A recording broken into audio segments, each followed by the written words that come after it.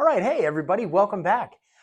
Day 2 of your lecture series of the Home Care Aid Training course. We're now in Module 3, and we're going to discuss communication. Okay, a little bit of back and forth. All right, so in your book, you should be on page 29, and our learning goal today is we are going to learn to use effective strategies to communicate in a respectful, appropriate manner with clients, family members, and care team members, and hey, the rest of society in general while we're at it.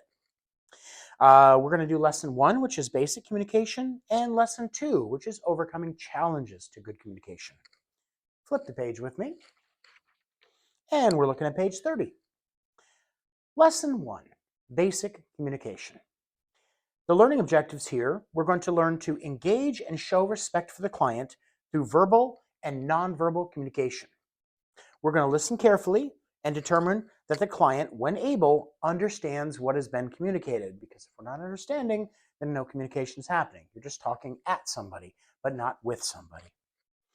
Recognize and respond to the client's communication, including understanding signs of pain or distress, confusion or misunderstandings, picking up on the cues. Recognizing how verbal and nonverbal signals can impact communication with the client and the care team. Using strategies to overcome common barriers to effective communication, and using an effective method to solve problems. Well, yes, using an effective method, coming up with an effective method on the fly sometimes, actually. So we'll talk about that as well. Now, some key terms that, remember we talked about key terms. Key terms we are going to discuss in the module, and also that probably, maybe, definitely, sort of, probably will come up on the test are active listening. Active listening is a way of listening where the listener gives the speaker their full attention and observes not only their words, but also nonverbal cues like body language or tone or cadence or rhythm or volume of speech. The active listening. You, I hope, are actively listening to me right now, and you're picking up on all the things I'm doing with my face and my hands and the tone of my voice, emphasizing things that are important and downplaying things that aren't that important. You see how the tone kind of shifts? Yeah, like that. Body language. Body language is nonverbal communication through conscious and unconscious gestures and movements. Like when people play cards or they're trying to get away with lying about something, but their body language betrays them. Body language, you can actually, pick up a lot of things from someone's body language. Brainstorming. That's freely creating many ideas or solution without criticism or of evaluation. So, brainstorming, it's just when you're coming up with ideas, and it's like a judgment-free zone. Just throw anything out there, and you never know, because you throw out one idea, 2 ideas, 3 ideas, it might sound silly, but it might actually form the foundation for the idea that would work. So, don't be afraid when you're brainstorming. Get creative. Empathy. Empathy is the ability to understand and demonstrate sensitivity to feelings of another. Understanding other people, putting yourself in another person's place, things like that. Feedback. Feedback is our response or reaction to the messages we received. Okay? How do you respond? What do you say? How do you answer? Nonverbal communication. That's communication without words. Body language, like we talked about, gestures, facial expressions, different things you do with your body, your face, your movements. That's all nonverbal communication. And nonverbal communication, I really feel, says a lot more than verbal communication in a lot of ways, because you can communicate nonverbally with somebody without saying a word and get a lot of information across. Verbal communication, it can be misinterpreted, especially where there's a language barrier. But this right here, I don't care what language you speak, it's real obvious what they're communicating, right? See? So nonverbal communication is the bee's knees. Okay, going on over to the overview now. Good communication is essential to caregiving. It helps you to build trust and respect with the client and other members of the care team. It also allows you to get the information you need to do your job well. Communication is more than just a verbal exchange. Okay? It's not just throwing words back and forth. It involves values, emotions, attitudes, actions, and relationships. The way we communicate is influenced by our past, varies from person to person. Okay? So everybody communicates differently, don't we? I mean, you talk to your friends differently than you talk to your mother, probably, hopefully. You talk to your dad differently than you talk to your mom. You talk to your kids differently than you talk to your employer. I mean, everybody communicates in a different way with different people. And depending on the relationship you have with them, the respect you have for them, the needs that you need met from them, or what you know you need to have met to them, you'll communicate differently to them. And that's something that it comes over time. You don't just meet somebody and immediately know how to speak to them. But, with time, you do eventually understand the way you should be communicating to whomever you're talking to. Now, a home care aide, that's us, may have to overcome challenges to communication. So keep an open mind and use effective communication strategies, and this will improve the care that you provide and make your job more enjoyable.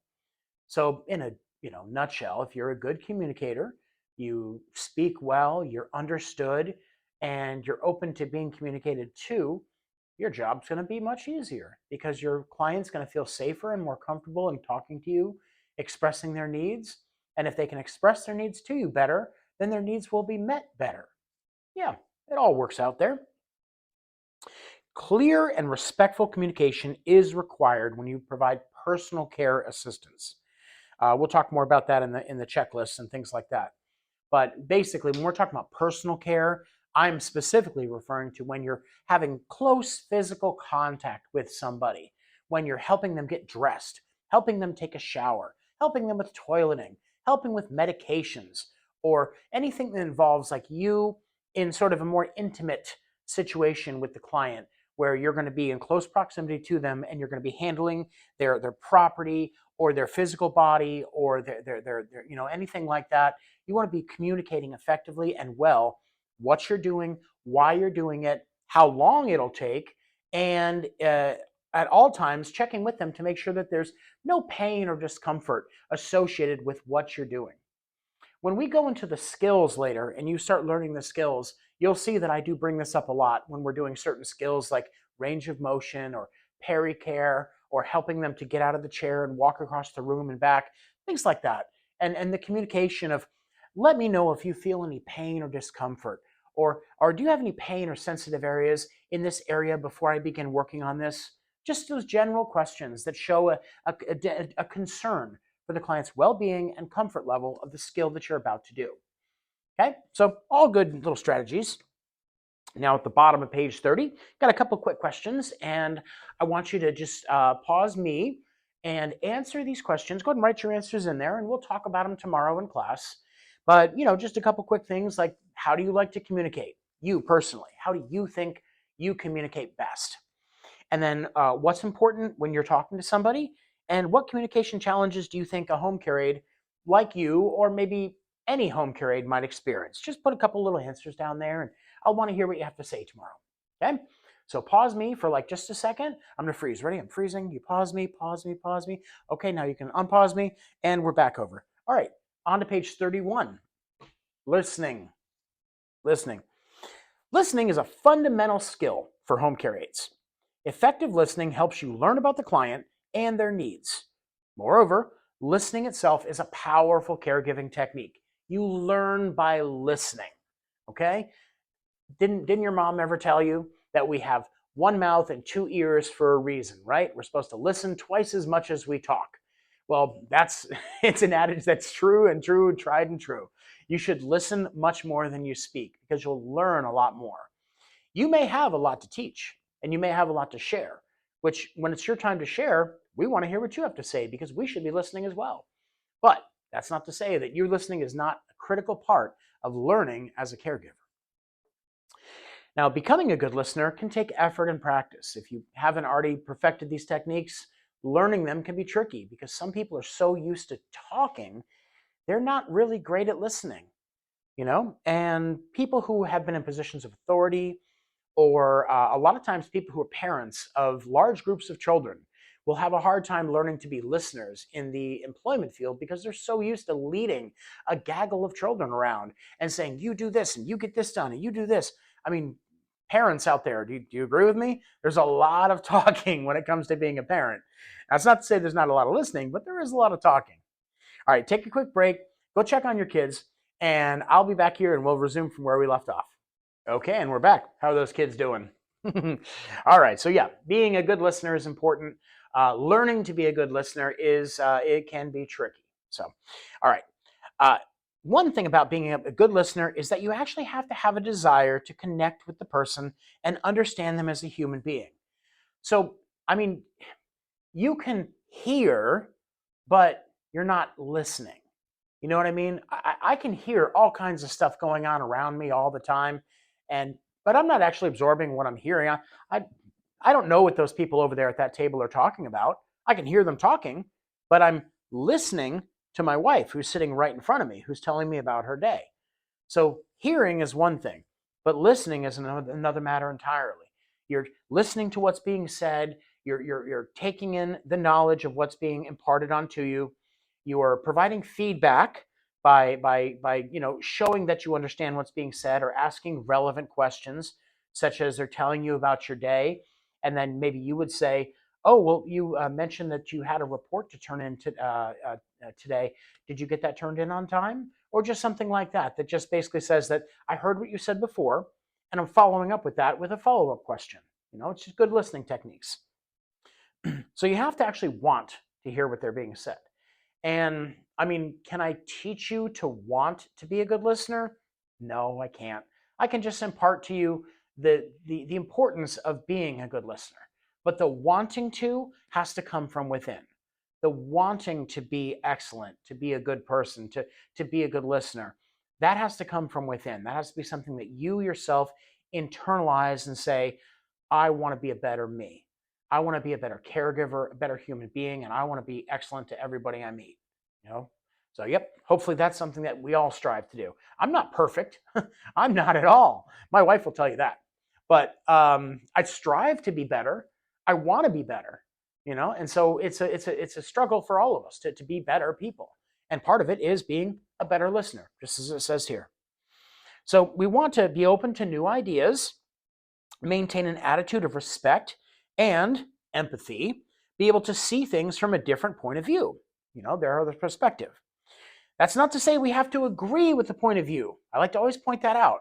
Just because they have a different perspective does not mean we have to agree with it. But we can appreciate we can appreciate it, we can understand it, and we can respect it. The listening skills that you develop for caregiving will also help you in other parts of your life, which should be apparent, of course. Now, a couple questions to answer. How would you describe somebody who's a good listener? Okay? Write down there some qualities that maybe a good listener would have. And then how about a bad listener? Maybe put one or two qualities down there that a bad listener would have. Go ahead and scribble those down there. Pause me if you need to. Okay, good. How does it make you feel when someone listens to you carefully? Let's say you're returning an item at customer service, or you're ordering some food at a fast food place, or you're visiting the doctor and you're talking to your doctor, and they're listening to you, or they're just tolerating your presence and waiting for you to stop talking so you go away. You can kind of pick up the vibes of which one is going on there, can't you? And how does it make you feel when somebody actually listens to you carefully and respects what you have to say? Right? If you want to write a few things down there with your opinion, go right ahead. I'd like to hear what you have to say about that in class. All right, jumping over, boom, to active listening now. Active listening, top of the page there. Yep, there we go. Active listening. It's a way of communicating that focuses on the message and feelings of the other person. It's good for both you and the listener and the speaker because active listening helps you to connect with somebody.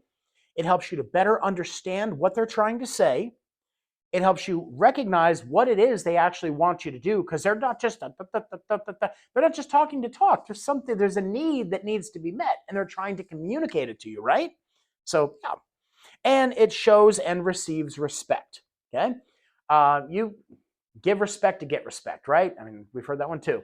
And so, if you show respect to somebody, they'll be more inclined to respect you. And if you have something to say, they're more inclined to and listen to what you have to say. When you focus on listening to someone, they feel valued and important. Active listening shows that you want to pay attention and understand. Stop what you're doing, focus on them, eye contact, ask relevant questions, but don't interrupt. All kinds of techniques, right? People are more likely to talk to you and let you assist them if they feel you truly listen and understand them. Active listening takes energy, practice, and concentration. It's not a skill that comes easily because we humans are really easily distracted people, aren't we? Oh, there's a bird. Oh, there's a person. Oh, there's a chihuahua. Oh my gosh, what's that light? Oh, what's that sound? We're constantly being bombarded with stuff all around us, and our phones beeping, and the things going, and the fax machines buzzing, and just all the time stuff is happening. So it can be really hard to stop, take a breath, and just focus on somebody and listen to them. And it does take practice. You want to learn to listen with your whole self, actively involved.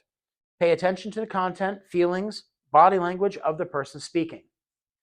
Now, let me tell you the difference. We've got the times where active listening is important. And then we have the times where active listening does not fit the proper method of communication. Give you an example. Your client wants to create a shopping list, right?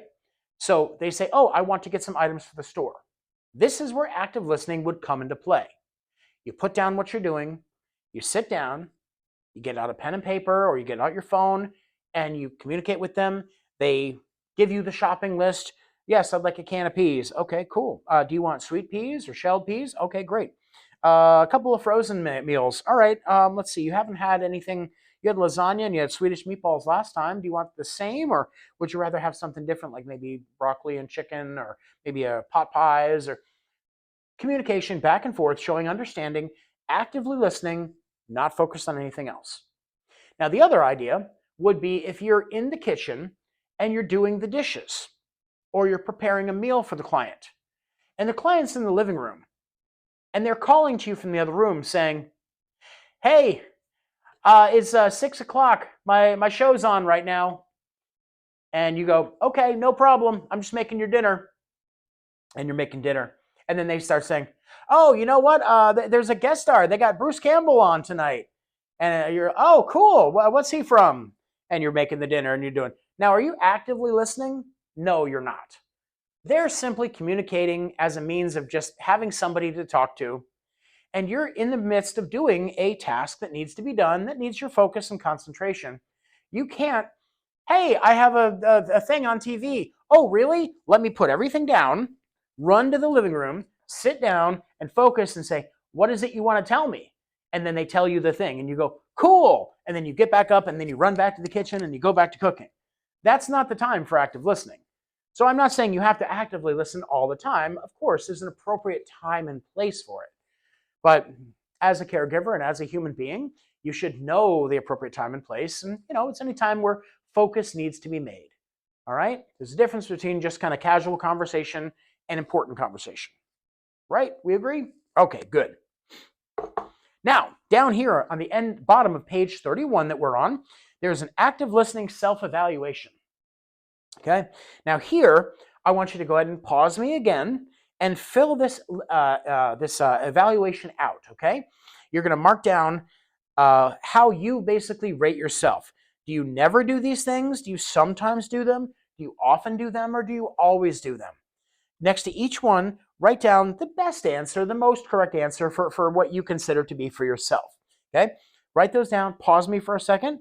When you're done, go ahead and flip over with me to page 32, and we'll resume because we'll talk about these little ones in class. So you ready? Pause me. Yep, do the thing. Okay, now let's flip over to the 32. Boom, on to page 32. Wow, look at that. That's a lot of stuff. So page 32. Okay. The 7 keys. The 7 keys. The scarlet keys. Here are the keys to becoming an effective, active listener. Silence. Silence is golden. Silence is key. Sometimes waiting quietly is the best thing you can do. Give the other person time to think about what they have to say. I'll give you a great example. I take care of my father. He lives with me. He does need care. And so I take care of him on a daily basis. And we'll have conversations, we'll communicate, we'll go back and forth. We'll just kind of joke around and laugh sometimes, and sometimes it's serious. But during the times where he forgets what he has to say, rather than me kind of pushing him or prompting him or hurry up, I just wait in silence. And he thinks about it for a second. And sometimes he'll get to the point where he knows what he wants to say. And then sometimes he goes, you know what, Eddie? I completely forgot what I wanted to say. And I laugh about it. And I go, you know what? That happens to me sometimes too. So it'll come back if it's important. Let's move on. All right, go ahead and take a break, silence, and we'll be right back to hit these keys. Okay, we're back and now talking about key number 2. Key number 2 is you want to see things from the other person's point of view.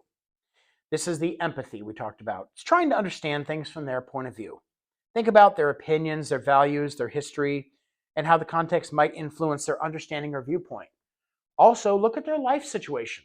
Look at where they live, their physical challenges that they face on a daily basis, maybe their emotional challenges, social challenges that they face. Okay? Understanding that somebody who is in a wheelchair and has a neuromuscular disorder and can't really leave their house without assistance and doesn't have any friends coming to visit them or any family coming to visit them, understanding why them having time to talk to you every day is so important. That's an important part of seeing things from their point of view. To you, it may just be trivial because you're talking to people all day, every day. You're on the phone, you're on social media, you got kids, you got parents, you got a spouse. I mean, there's all kinds of people who you may have relationships with. So you're constantly in communication with people. But a lot of folks that you'll be caring for, they're very isolated and they don't have a whole lot of, base of people where they communicate with. They're not on Facebook, they're not chatting on Instagram, or they're not, making TikToks or anything like that. They're not hanging out with people at the clubs. They're not going home to their husband or wife. They don't have kids running around. They really don't have anybody. And so for them, just to be able to have somebody to communicate that's willing to stop what they're doing, listen to what they have to say, and put some significance on it, that means a lot. Okay, so empathy is a big part of it. Number 3, show the person that you want to hear them, that you want to hear what they have to say. And again, this has to come from within. If you fake it, it's going to become apparent that you're faking it. If you're like, oh yeah, really, I want to know. Oh, that's so interesting. I really want to hear what you have to say. Please keep talking. It can get really obvious. And anybody with half a brain and, with good social cues, they'll be able to pick up when you're being phony and when you're being genuine. So I'm not saying to be phony, but I'm saying to try. Even if what they're saying is not necessarily of interest to you, they're talking about their porcelain figures that they had in 1969, and they don't know what happened to them, and they had one that was a doll and one that was a piggy and one that was a puppy that was pulling on a rag, and they want to tell you about these porcelain figurines from 55 years ago, and you're like, your eyes are glazing over and you're like, this is the least interesting thing I could think of. All I can say is try to search inside you for the understanding that this person, what they're telling you, they're not just saying it just to rattle off things. They're saying it because it has a meaning to them. It has a significance to them, and they want to share it with you.